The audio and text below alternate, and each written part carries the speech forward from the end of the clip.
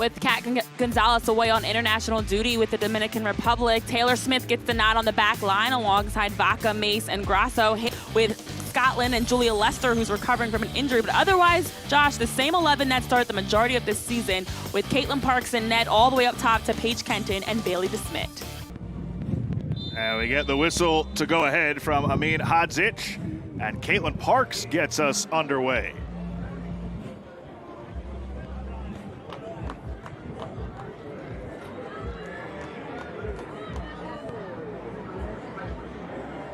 Jacksonville, Sporting Club JAX wins possession almost immediately.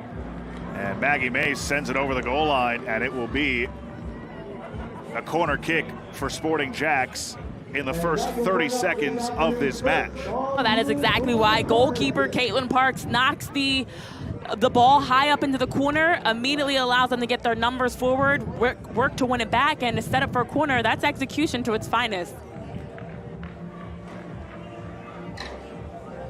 Opening chance for Sporting Club JAX. Ball is curled in, back post, and put wide by Parker Roberts, who, as Renee pointed out, I mean, we've talked so much about, and rightfully so, about the offense of Sporting JAX, but to have someone like Caitlin Parks and this defensive unit, it's a special thing too. Shania Gordon moving in on Roberts, heavy touch.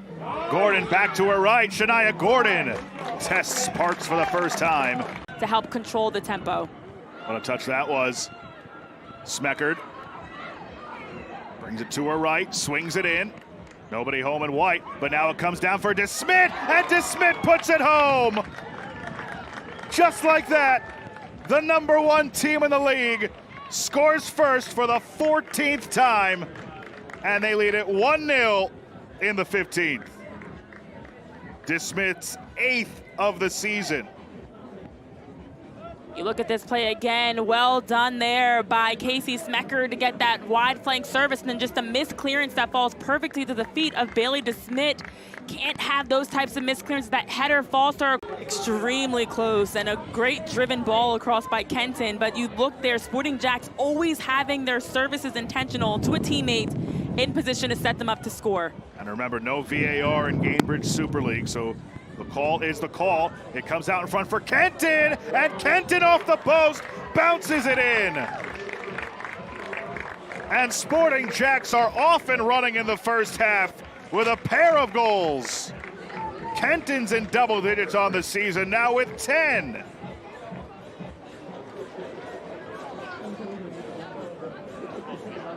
Remarkable way that's Sporting JAX just continues to put the pressure on.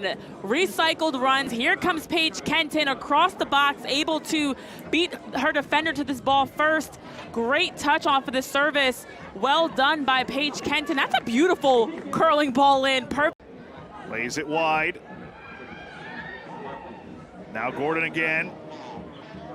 Hughes watches her. Smeckard, now it comes down for Thompson, off the left foot, outside her foot, good strike.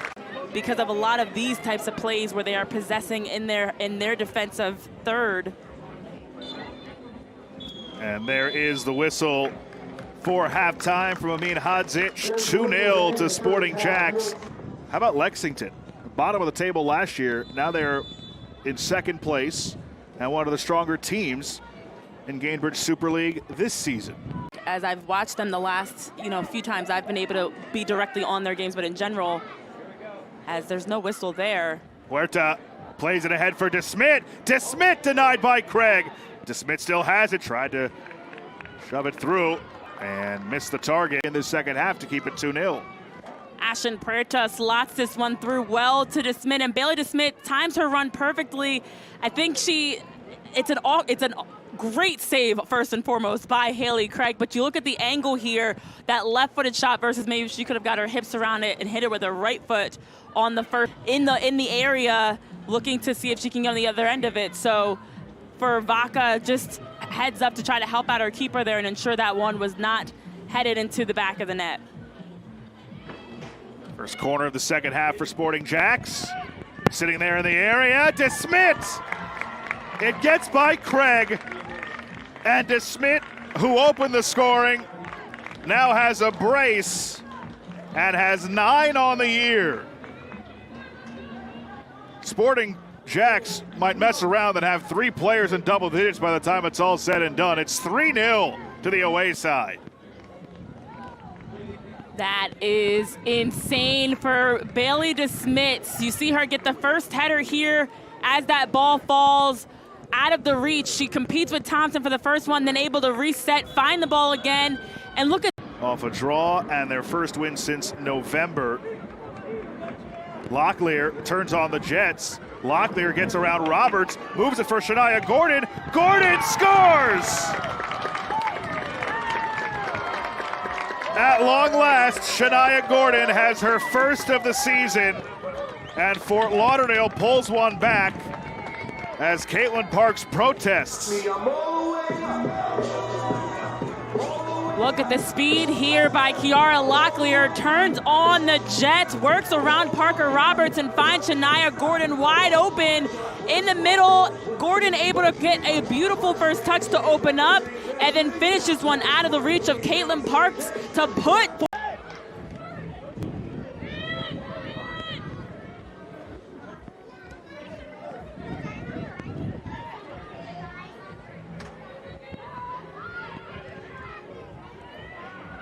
Kenton around, Kenton denied by Craig, cleared off the line, then in.